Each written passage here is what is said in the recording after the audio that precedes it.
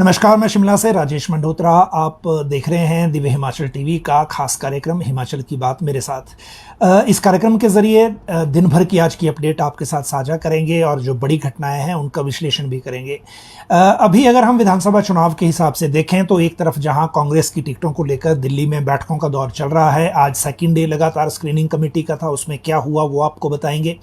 और दूसरा ये कि बीजेपी और कांग्रेस के दोनों में टिकट को लेकर फैसला कितनी जल्दी किस दल में होगा, ये भी एक आज बात महत्वपूर्ण है।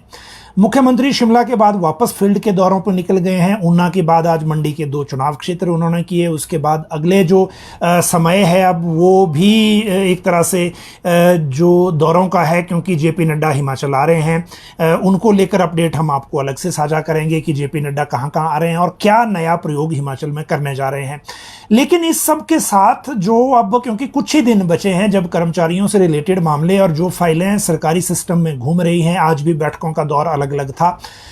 एक तो आज बैठक ये हुई कि जो कल कैबिनेट के बाद एक फॉलोअप था, उसको लेकर चर्चा थी। प्रधानमंत्री के दौरे को लेकर चीफ सेक्रेटरी ने बैठक की। लेकिन इसके साथ कल सीएम चीफ सेक्रेटरी को एक टास्क दे गए थे एजुकेशन के जो कुछ मैटर पेंडिंग है उनको सुलझाने के लिए और उनको लेकर बात करने के लिए। तो उसको लेकर आज जो सेक्रेटरी फाइनेंस हैं और जो सेक्रेटरी एजुकेशन हैं, दोनों जो एजुकेशन के डायरेक्टर होने थे उसमें एलिमेंट्री के डायरेक्टर दिल्ली एक मीटिंग के लिए गए हैं, लेकिन हायर एजुकेशन के डायरेक्टर उस बैठक में थे। तो इसकी भी आपको अपडेट देंगे कि ये जो मामला है सारा वो क्या है और किन बातों पर चीफ सेक्रेटरी की ड्यूटी लगाई गई है जो एजुकेशन के मैटर पेंडिंग है। और इन सब के बीच आज आपको सबसे बड़ी खबर ये देंगे कि अगर चुनाव आचार संहिता लग भी जाती है तो इसके लगने के बावजूद अगले महीने कर्मचारियों को एरियर कैसे मिल रहा है, वो एक अपडेट है जो आज आपको, क्योंकि हमने इसको टेक्निकल रूप से क्लैरिटी की है इसकी फाइनेंस के साथ और ट्रेजरी डिपार्टमेंट के साथ, और उसकी जानकारी आपको देंगे। इसके साथ साथ जो बाकी मामले हैं, खासकर जो आज सरकारी सिस्टम के जो डिसीजन मेकिंग के हैं उसमें जेबीटी बैच वाइज भर्ती को लेकर क्या होने वाला है, और एक ब्रेकिंग न्यूज आपको देंगे जो अभी तक आपने कहीं नहीं सुनी होगी। कल कैबिनेट ने एक फैसला लिया है जिसमें जो हमारे विधायक हैं सीनियर वाले, मतलब जो कभी या तो मंत्री रहे हैं या अभी दोबारा जीते हैं, इसमें अक्रॉस द पार्टी लाइन सभी एमएलए की बात है ये, इनका जो पेनल्टी रेंट था वो कल कैबिनेट ने माफ कर दिया है। और क्यों माफ करना पड़ा और क्यों विधायक ऐसे हैं जो बेचारे दे नहीं पाते, चुका नहीं पाते इन चीज़ों को, पैसों को नहीं, सरकारी घर तो रखते हैं, सरकारी फ्लैट तो रखते हैं, लेकिन उसका जो पैनल रेंट है वो क्यों नहीं चुका पाते, वो भी आपको बताएंगे। क्यों कैबिनेट को एक तो डायरेक्टर एस्टेट को डांट लगानी पड़ी और क्यों इनका जो पैनल रेंट है वो माफ करना पड़ा, ये भी एक अपडेट आपके जानने की है, वो आपको बताएंगे। जेओआईटी को लेकर जो एक बड़ी अपडेट है, कल कैबिनेट ने ओके कर दिया है। कल हमारे बहुत सारे दर्शक इसके बारे में जानकारी मांग रहे थे, आज आपको जानकारी देंगे कि लेवल 10 जेओआईटी को नहीं मिल रहा है। जो 26 सितंबर को नोटिफिकेशन हुई है उसका क्या हो रहा है वो आपको अपडेट करेंगे। जल शक्ति के करुणामूलक केस अब एग्जैक्ट पोजीशन कहां है वो बताएंगे, क्योंकि 7 तारीख की डेडलाइन खत्म हो गई। पुलिस और राजस्व अफसर बदले गए हैं। रेवेन्यू अफसर्स की बात नायब तहसीलदारों की हमने आपको 6 बजे बताई थी, उसके बाद एचपीएस अफसर बदले हैं। वो दोनों अपडेट क्योंकि चुनाव के हिसाब से चल रही है और अभी जो भी मामले चुनाव के हैं वो अभी हम ले रहे हैं। इसी के साथ एक और बात जो आप इसमें कैप्शन में नहीं देखेंगे, जो कर्मचारी 3 जनवरी 2022 को इन पोजीशन थे कॉन्ट्रैक्ट वाले, उनकी फाइल जो है उसका क्या हुआ है, क्या उसका होगा वो भी आपको बताएंगे। कॉन्ट्रैक्ट वाले जो बात है क्योंकि वो आपको कैप्शन में नहीं दिख रही है।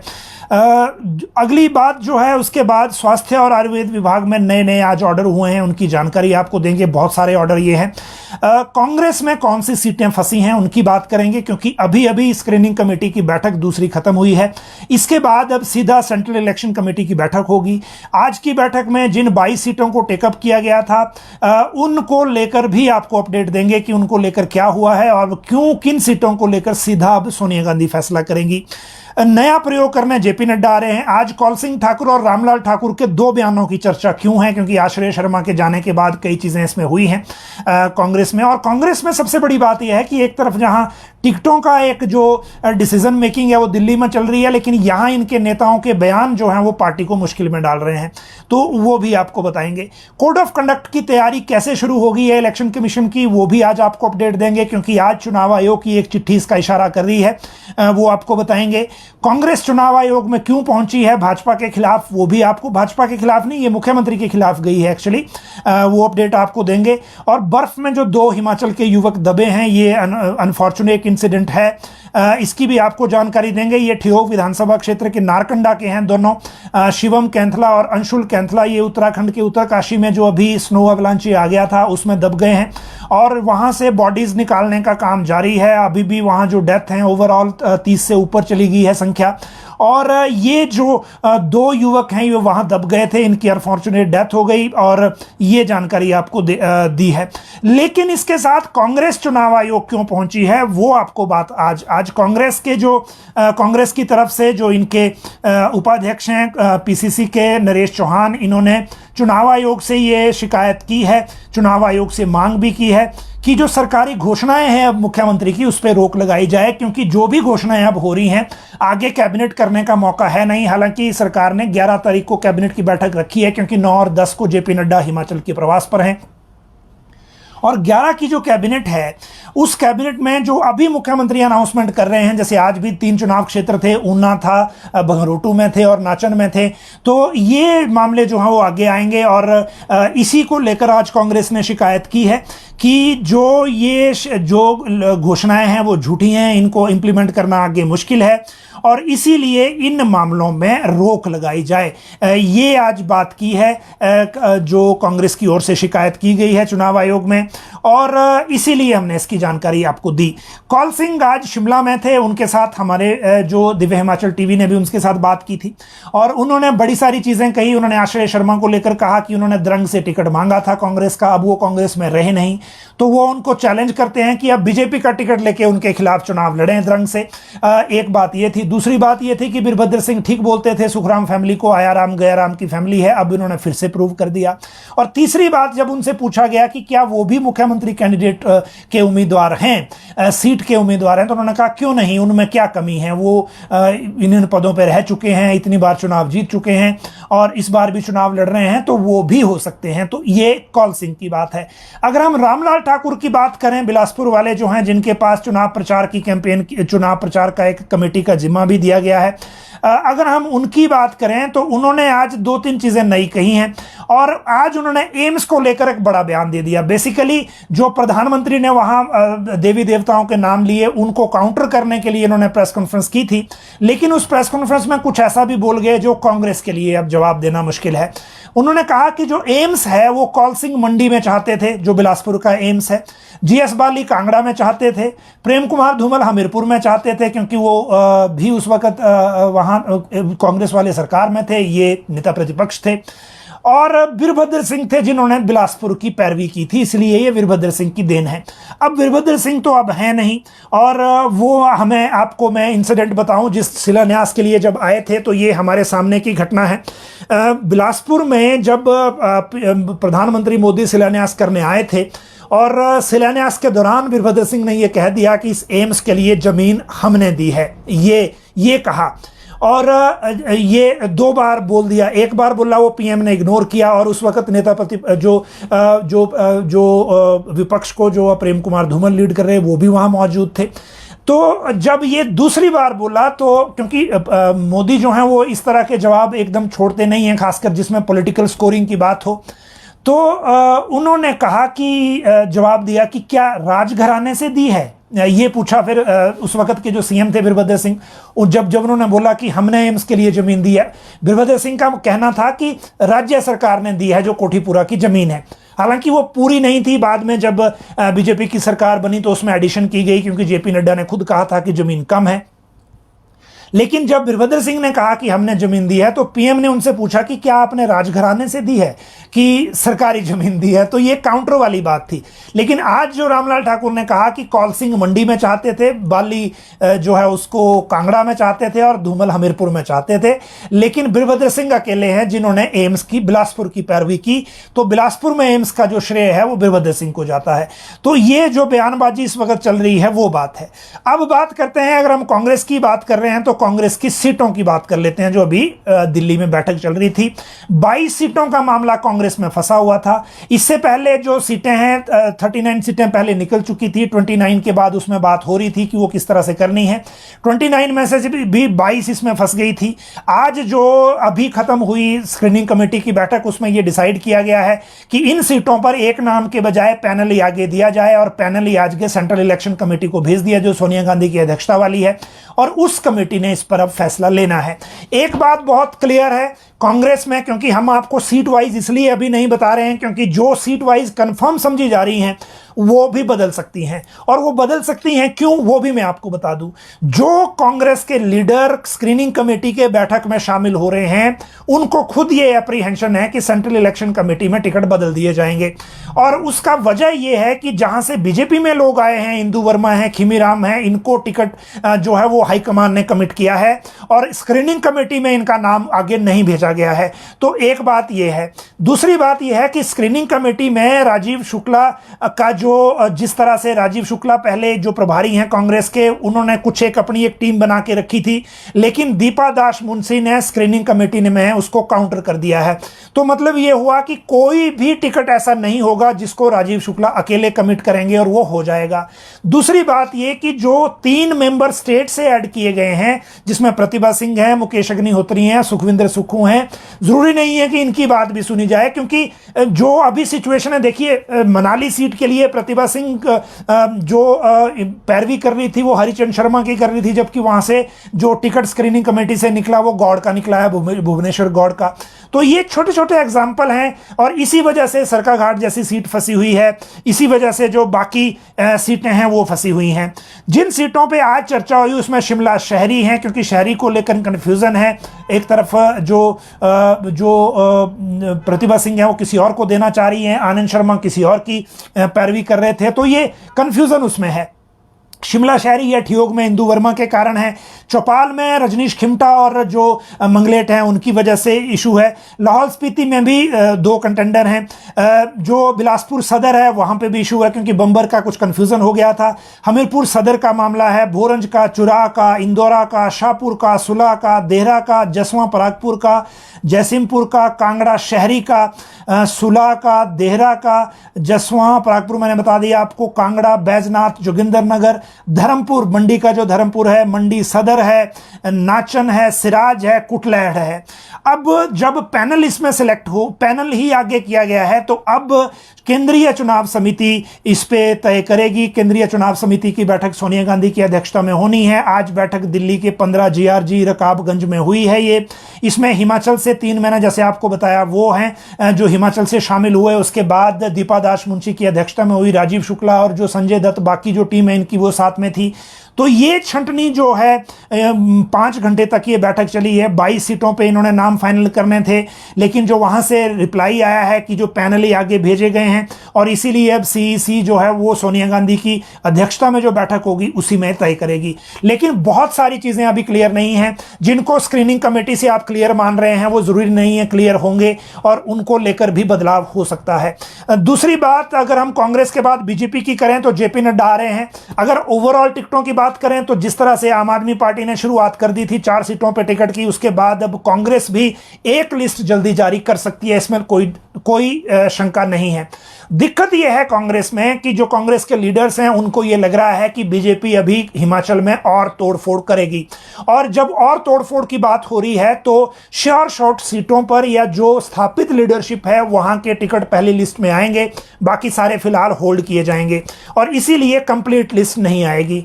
बीजेपी के अगले एक्शन पर कांग्रेस की नजर है, और बीजेपी की नजर है कांग्रेस के टिकटों पर। जहां कांग्रेस ने 3 लोगों की लिस्ट बनाई है, वहां बीजेपी जो एक को टिकट मिलेगा बाकी 2 छूट जाएंगे, वहां काम करना शुरू करेगी। दूसरी बात यह कि बीजेपी में अभी अगर मैं बात करूं तो टिकट को लेकर अभी भी कोई एक्टिविटी नहीं है। जनरली प्रोसीजर यह है बीजेपी में कि यहां चुनाव समिति की बैठक करने से पहले स्टेट इलेक्शन कमेटी के जो लीडर हैं वो पहले दिल्ली जाते हैं, वहां इनपुट लेते हैं, उसके बाद यहां बैठक करते हैं, फिर यहां से पैनल बनाकर दिल्ली भेजते हैं जो पार्लियामेंट्री बोर्ड में जाता है। लेकिन अभी भी देखिए 9 और 10 को JP नड्डा आ रहे हैं, 10 तारीख को स्मृति ईरानी आ रही हैं। जब ये दोनों आ रहे हैं और JP नड्डा 4 संसदीय सीटों पर एक नया प्रयोग करने जा रहे हैं, जिसमें वो जिला परिषद के चेयरमैन से लेकर मेंबर तक से बात करेंगे इसी बैठक में, हर संसदीय क्षेत्र में। फिर वो बात करेंगे शहरी निकाय, नगर परिषद, नगर पंचायतों के अध्यक्ष से लेकर मेंबर तक से, और पंचायती राज प्रतिनिधियों के प्रधान से लेकर जो मेंबर हैं सभी को बुलाया गया है भाजपा की इस बैठक में, जिसमें बीजेपी के राष्ट्रीय अध्यक्ष खुद होंगे। और ये इन बैठकों के लिए शेड्यूल अलग अलग तय हुआ है। 9 तारीख को कांगड़ा की बैठक है, उसके बाद हमीरपुर की बैठक है, 10 तारीख को मंडी की बैठक है, और फिर सोलन, शिमला की बैठक सोलन में है, मंडी की बिपाशा सदन में है, कांगड़ा की बैठक चंबी में है, और जो हमीरपुर की बैठक है वो भी हमीरपुर में ही रखी गई है। तो ये जो है 4 बैठकें तय हुई हैं जेपी नड्डा की। लेकिन इन बैठकों में इससे पहले उन्होंने बीजेपी के जो लीडर्स हैं उनसे बैठक की थी। इस बार वो पंचायती राज से लेकर शहरी निकायों के जो प्रतिनिधि हैं उनसे इंटरेक्शन करना चाहते हैं, और इसके साथ जो बाकी सोलन में बल्कि जो बीजेपी के विस्तारक हैं उनकी जो प्रशिक्षण शिविर है उसका भी उद्घाटन करेंगे, शुभारंभ करेंगे। तो इन सारी चीज़ों के साथ आप ये समझिए कि 10 तारीख तक भी टिकट पर बीजेपी काम शुरू नहीं करेगी। उसके बाद जो इंस्ट्रक्शन होंगी, उसके बाद स्टेट इलेक्शन कमेटी की बैठक बुलाई जाएगी, उसके बाद एक लिस्ट आएगी बीजेपी की। लेकिन जो दूसरी लिस्ट है वो बिल्कुल तब आएगी जब नॉमिनेशन का एक ऑलमोस्ट आखिरी 2 दिन बचेंगे, तब जाके बीजेपी की दूसरी लिस्ट आएगी। और यही वो वक्त होगा जब ज्यादातर तोड़फोड़ का सिस्टम चलेगा, और जहां अपने लोगों को कंट्रोल करना है ये एक टास्क है, दूसरे लोगों को इंडक्ट करना है वो दूसरा टास्क है। लेकिन इन सारी चीजों के बीच में अभी एक रिएक्शन देखने को मिलेगा, क्योंकि अभी जो लोग शामिल हुए हैं उसमें पवन काजल और जो नालागढ़ वाले हैं लखविंदर राणा वही थे।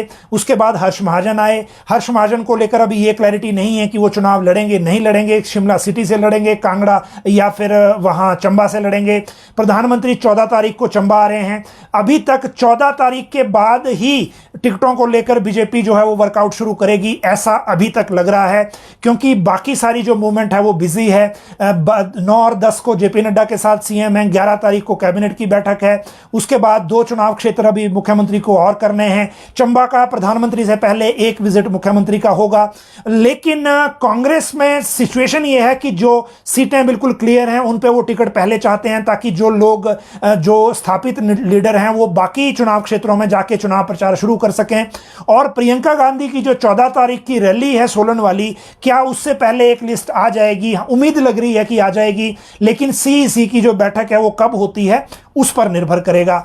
अगली बात है जहां तक स्वास्थ्य और आयुर्वेद के ऑर्डर हैं। आयुर्वेद में जो एक ऑर्डर हुआ है, जो कैबिनेट ने पहले डिसीजन लिया था, जो आयुर्वेदिक फार्मासिस्ट हैं उनको अब फार्मेसी अफसर कर दिया है, जो चीफ आयुर्वेदिक फार्मासिस्ट हैं उनको चीफ फार्मेसी अफसर कर दिया है।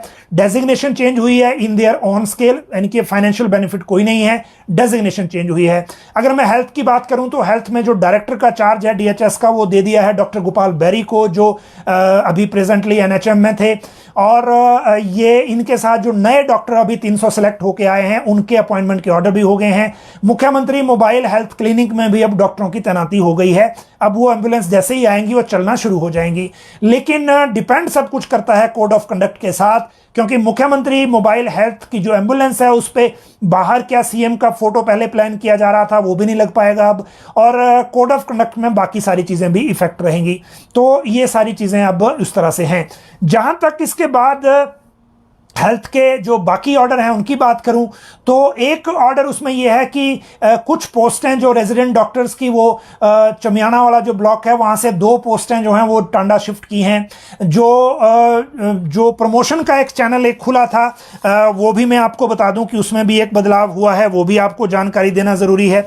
और ये टाइम बाउंड प्रमोशन के लिए जो एक कैबिनेट ने एक फैसला लिया था मेडिकल कॉलेज के लिए, उसमें अब 4 साल में जो असिस्टेंट प्रोफेसर हैं वो एसोसिएट प्रोफेसर डेजिग्नेट हो जाएंगे, और जो एसोसिएट प्रोफेसर हैं वो 3 साल में एसोसिएट प्रोफेसर आगे जो प्रोफेसर आगे डेजिग्नेट हो जाएंगे। लेकिन इसके साथ केएनएच में गायनोकोलॉजिस्ट ऑन्कोलॉजी, ये कैंसर के जो पेशेंट होते हैं उनके लिए असिस्टेंट प्रोफेसर का एक पद, और आईजीएमसी में क्लिनिकल हेमाटोलॉजी में एक पद है, और मेडिकल ऑन्कोलॉजी सेल भी एक असिस्टेंट प्रोफेसर का पद इसमें क्रिएट हुआ है। लेकिन चमियाना ब्लॉक से सुपर स्पेशलिटी के 2 पद जो हैं सीनियर रेजिडेंट के, ये गैस्ट्रो से पीडियाट्रिक गैस्ट्रो में शिफ्ट हुए हैं, और ये 2 पद जो हैं वो जो सुपर स्पेशलिटी चमियाना शिमला है यहां से टांडा मेडिकल कॉलेज भेजे गए हैं। तो ये जो चेंजेस हैं ये जो मेडिकल के ऑर्डर हैं वो हैं। इसके साथ अगली मैं बात करूं तो जो आज और चेंजेस हुए हैं वो पुलिस और राजस्व में बदलाव हुए हैं। राजस्व में जो बदलाव है वो तो नायब तहसीलदार थे, 6 बजे के बुलेटिन में हमने इसकी जानकारी आपको दी थी कि क्या क्या चेंजेस हुए हैं, और वो जानकारी हमने 6 बजे भी आपको दी थी। लेकिन उसके बाद जो बाकी अभी होने हैं उनकी मैं अगर बात करूं, जो इसके बाद हुए हैं वो एचपीएस अफसर हुए हैं। और एचपीएस के लिए जो आज का ऑर्डर था, 75 नायब तहसीलदार बदले हैं। सुबह आप प्रिंट के फॉर्म में इसको देख सकते हैं। ये चुनाव आयोग ने बोला था बदलने को, इसलिए ये बदलने पड़े। लेकिन इनके साथ जो बाकी चेंजेस हैं आज, वो चेंजेस हैं जहां तक बात है वो 13 एचपीएस अधिकारी बदले गए हैं, और एएसपी सिरमौर के तबादले आदेश रद्द किया है। मुख्य सचिव ने आज ऑर्डर किया है। चुनाव आयोग भी इसमें इंपॉर्टेंट था, और इसके बारे में भी आप सुबह प्रिंट के फॉर्म में देख सकते हैं। लेकिन इसके साथ अगली मैं बात करूं अब आपके साथ, वो जल शक्ति के करुणामूलक केस हैं। जल शक्ति विभाग में इसलिए हम स्पेसिफिकली बात कर रहे हैं क्योंकि फाइनेंस ने जो 5% कोटा है, जो सीलिंग है, उसको हटाकर अपॉइंटमेंट करुणामूलक की करने के 7 अक्टूबर तक की डेडलाइन दी थी। लेकिन 7 अक्टूबर तक जल शक्ति विभाग में कोई ऑर्डर नहीं हुआ। हमने पूछा जल शक्ति विभाग के ईएनसी से कि आज, तो उन्होंने कहा कि हम एक साथ करेंगे, और इसके लिए हमने जो डाइंग कैडर से कुछ एडिशनल पोस्ट मांगी हैं, और जब वो क्लैरिफिकेशन आ जाएगी तो उसके बाद ही करेंगे। तो इसीलिए हम जो जितने एलिजिबल भी हैं वो नहीं करेंगे, क्योंकि एक साथ ही करेगा डिपार्टमेंट। जहां तक फाइनेंस से पूछा तो स्पेशल सेक्रेटरी जो हैं, जो ये देखते हैं करुणामूलक भर्ती वाले, रोहित जमवाल जी, तो उन्होंने कहा कि हमने कल ही फाइल इनकी लौटा दी है।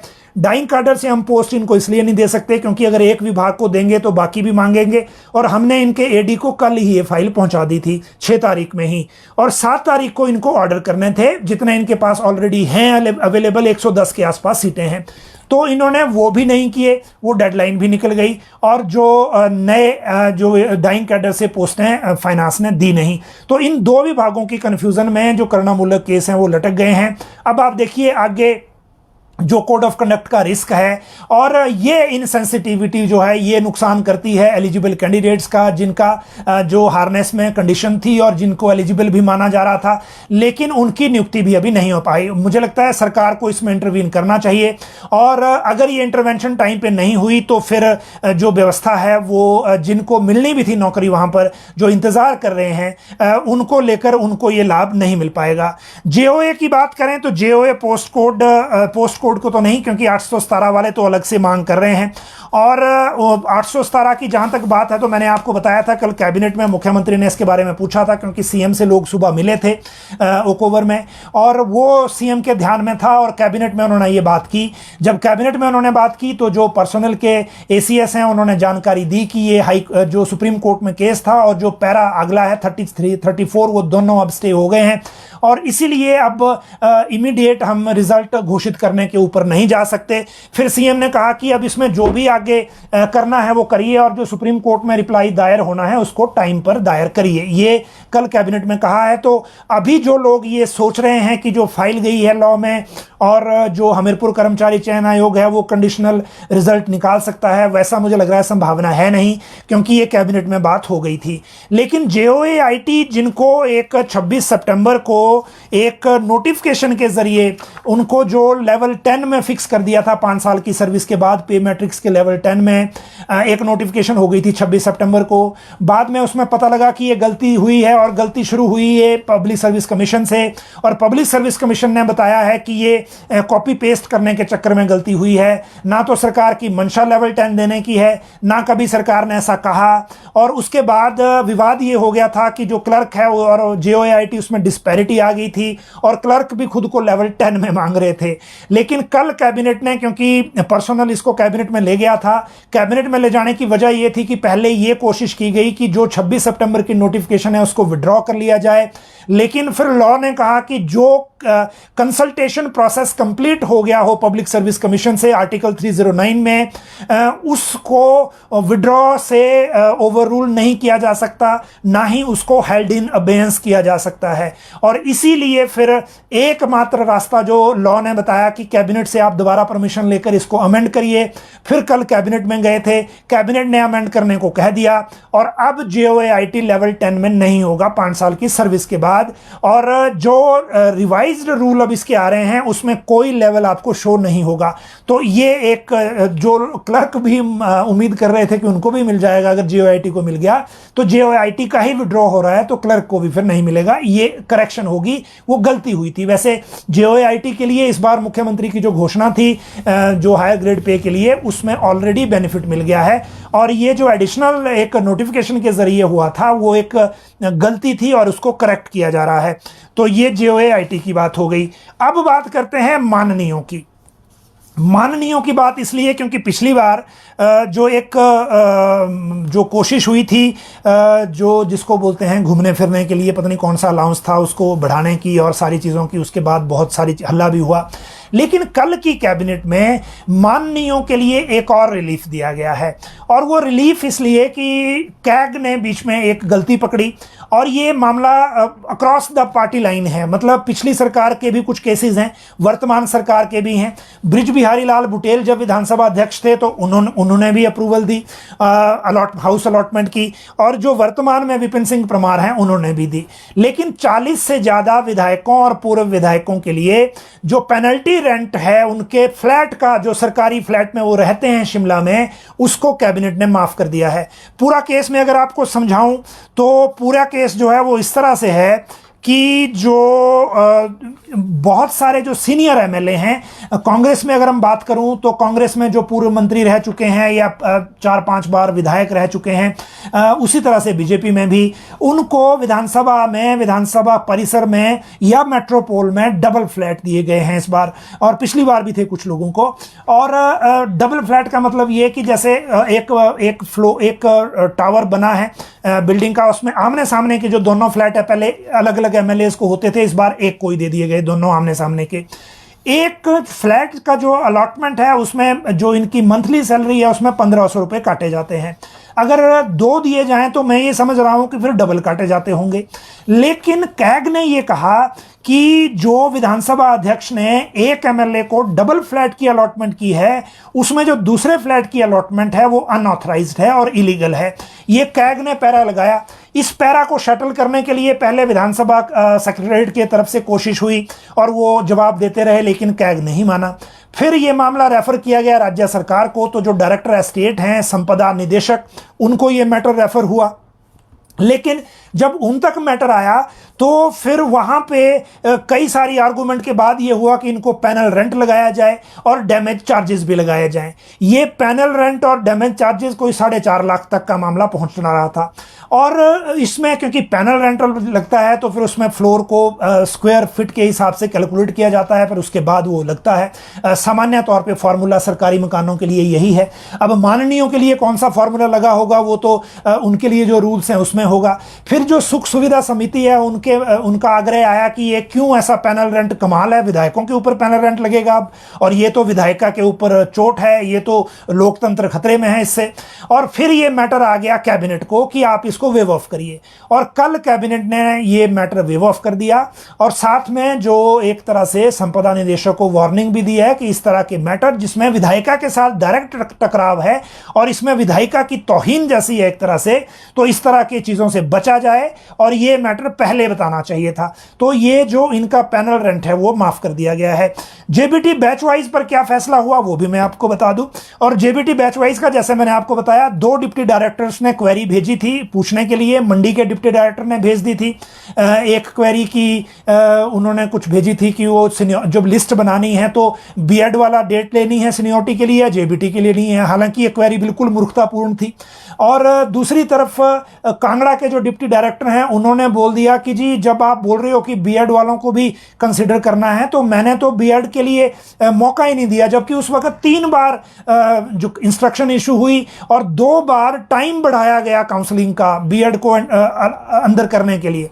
अब बीएड वाला सिर्फ वही कंसिडर होना था जिसके पास जेबीटी का टेट है, लेकिन कांगड़ा वाले डिप्टी डायरेक्टर ने कहा कि मैंने तो मौका ही नहीं दिया है तो मैं क्या करूं। तो इसके बाद फिर जो डायरेक्टर एलिमेंट्री हैं उन्होंने इस सारे प्रोसेस को फिलहाल होल्ड कर दिया था। होल्ड करने के बाद आज जब डायरेक्टर एलिमेंट्री से बात हुई, क्योंकि वो अभी दिल्ली में एक बैठक में है और कल आएंगे वापस, तो उन्होंने कहा कि उन्होंने एजी से कल मुलाकात कर ली है और एजी को उन्होंने बोला है कि उन्हें इन लाइंस पे जो है वो लीगल उसमें राय चाहिए और सोमवार तक वो उन्हें राय मिल जाएगी मोस्ट प्रोबेबली, और उसके बाद दोबारा से चिट्ठी जारी हो जाएगी आगे इसको लेकर, भर्ती को लेकर क्या करना है, क्योंकि ये प्रेशर है कि कोड ऑफ कंडक्ट से पहले पहले इसमें भी जो चीज़ें हैं वो प्रोसेस हो जाए। और हम उम्मीद करते हैं कि जितनी भर्तियां इसमें फंसी हुई हैं, 472 के आसपास शायद ये पोस्ट हैं जहां तक मैं याद कर पा रहा हूं, तो इनको लेकर भी इसमें फिर फैसला हो जाएगा। अगली बात करें तो वो है एरियर की, और इसमें आप डीए की भी कर लेंगे, लेकिन इससे पहले एक चीज़ जो बीच में छूट गई है वो मैं आपको बता दूं, और वो है 3 जनवरी 2022 तक जो इन पोजीशन कर्मचारी हैं जो कॉन्ट्रैक्ट में हैं अभी, उनको हायर ग्रेड पे का लाभ मिलने के लिए नोटिफिकेशन कब होगी और वो फाइल कहां है। आज हमने इसको फिर से ट्रेस किया एक बार, और फिर से ट्रेस करने का मकसद ये था कि आप लोगों को इसकी एग्जैक्ट जानकारी हम दे पाएं, क्योंकि अगर अब ब्रांच में, क्योंकि हमारे बहुत सारे कर्मचारी साथी हैं, उन्होंने डायरेक्टली ब्रांच में पता करने की कोशिश की, ब्रांच ने उनको बताया जी हमने तो ऐसी कोई फाइल भेजी नहीं है। एग्जैक्ट चीज़ों की मैं अगर आपको बताऊं तो अभी सिचुएशन ये है कि ये फाइल एसीएस को चली गई थी ब्रांच से, एसीएस से सीएम ऑफिस चली गई है, लेकिन अभी वापस नहीं आई है।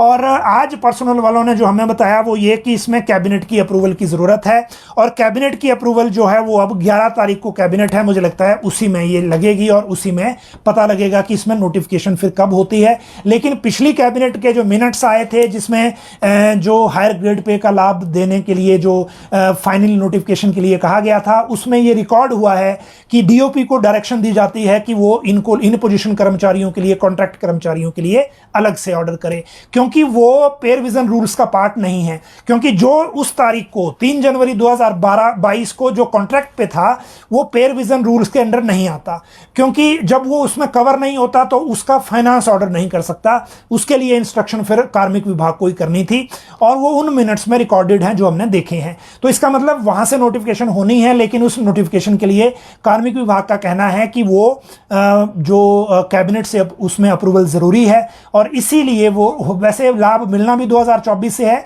लेकिन नोटिफिकेशन पहले हो जाएगी। तो ये एक बात है। लेकिन इसी के साथ जो मंडी में मुख्यमंत्री ने अनाउंसमेंट्स की थी क्लास 4 की 60 साल वाली, और दूसरी है उसमें जो डीए को लेकर पॉसिबिलिटी, अब डीए वाली तो मैं आपको एरियर के साथ कनेक्ट कर दूंगा, लेकिन जो बाकी हैं उनको लेकर राजपत्रित कर्मचारी महासंघ के महासचिव और अध्यक्ष दोनों कल से शिमला में हैं, और कल शाम को दोबारा से बैठक भी हुई है, कुछ डिस्कशन उसमें हुआ है, कुछ पॉइंट्स रेफर हुए हैं चीफ सेक्रेटरी और फाइनेंस सेक्रेटरी को। लेकिन 11 तारीख को या उसके आसपास और क्या क्या चीज़ें बाहर निकलती हैं उनको ऊपर जैसे ही कोई अपडेट होगी हम आपको जानकारी देंगे।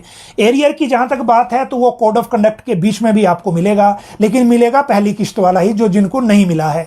अब ये आपस में कनेक्शन क्या है वो आज हम डीए को चेज कर रहे थे तब पता चला, और बहुत सारे जो हमारे कर्मचारी साथी हैं वो ये जानकारी भी मांग रहे थे कि जिनको एरियर अभी तक नहीं मिला है उनको कब मिलेगा।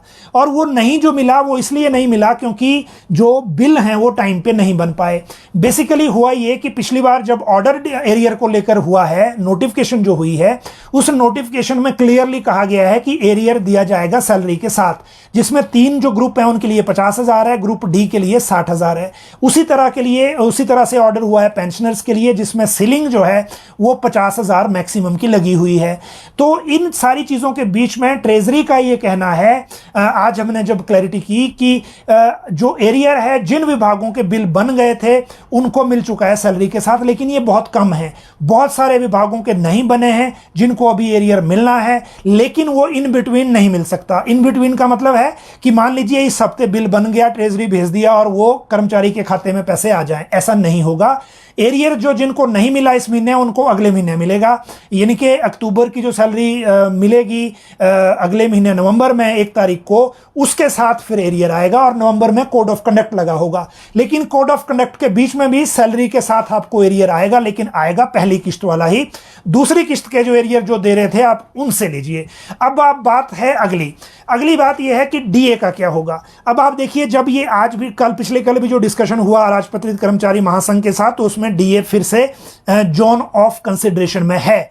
लेकिन सेक्रेटरी फाइनेंस का कहना है कि अभी हमें एरियर का एग्जैक्ट इंपैक्ट पता ही नहीं लगा है, और जितना ट्रेजरी में पैसा है उसको बैलेंस को हमें जनवरी तक मेंटेन करना है जब तक नई सरकार नहीं आ जाती। तो हम ऐसा कोई चीज़ अभी नहीं दे सकते जो जिसकी कैलकुलेशन हमें बाद में दिक्कत करे। डीए को लेकर असली प्रॉब्लम अभी देने से नहीं है, डीए को लेकर प्रॉब्लम है 11 महीने के एरियर को लेकर जो 3% का बनता है। अब 366 करोड़ की लाइबिलिटी फाइनेंस ने कैलकुलेट करके रखी है डीए की, लेकिन जो ये एरियर दिया है उसका एग्जैक्ट इंप्लीकेशन अभी सामने नहीं आई है, क्योंकि बिल नहीं बने थे। और बिल इसलिए नहीं बने क्योंकि जो सॉफ्टवेयर दिया गया एनआईसी के द्वारा जो ट्रेजरी ने बनवाया था उसमें पहले आईआर की कैलकुलेशन की गड़बड़ हुई, और बाद में जो फिक्सेशन गलत निकली कई विभागों की, जिसमें 2.25 का जो गुणांक वाले कर्मचारी हैं सबसे ज़्यादा फिक्सेशन इनकी गलत निकली है। तो इस वजह से वो एरियर कैलकुलेट नहीं हुआ। लेकिन ट्रेजरी का ये कहना है, जो आज हमने बात की, कि एरियर मिलेगा सैलरी के साथ ही, कोड ऑफ कंडक्ट के बीच में भी मिल जाएगा। सैलरी के अलग इसलिए नहीं दे सकते क्योंकि एक तो फाइनेंस ने ऑर्डर वैसे कर रखा है कि विद सैलरी देना है, और दूसरा कि अलग देंगे तो फिर उसका जो एग्जैक्ट वर्ड ये बताया गया है कि उसका रिकॉर्ड क्रिएट नहीं होगा कि किस कैटेगरी के कर्मचारी को कितना जो एरियर है वो दिया जा चुका है। और ये पेंशनरों में ज़्यादा इंपॉर्टेंट है कि पेंशन के साथ ही एरियर दिया जाए, क्योंकि उससे रिकॉर्ड जो क्रिएट होगा और जो बचा हुआ एरियर देना है वो आपस में मर्ज हो जाएगा। तो ये महत्वपूर्ण है आज आपके लिए जानना। जो पॉइंट हमने बताए वो, जहां तक कांग्रेस की और बीजेपी की टिकटों की बात है, अब वही चीजें चलेंगी। लेकिन सीईसी की बैठक जिस दिन होगी, जैसे ही बैठक तय होगी उसके बाद हम आपको सीट वाइज बताएंगे। अभी इसलिए नहीं क्योंकि जो आप सीट वाइज सुन रहे हैं वो भी बदल सकते हैं। तो ये आज की प्रमुख बातें थी, आपके साथ हमने डिस्कस की। आप सब लोग लाइव जुड़े, बहुत बहुत शुक्रिया। कल फिर मिलेंगे इसी समय इसी प्लेटफॉर्म पे। बहुत बहुत धन्यवाद।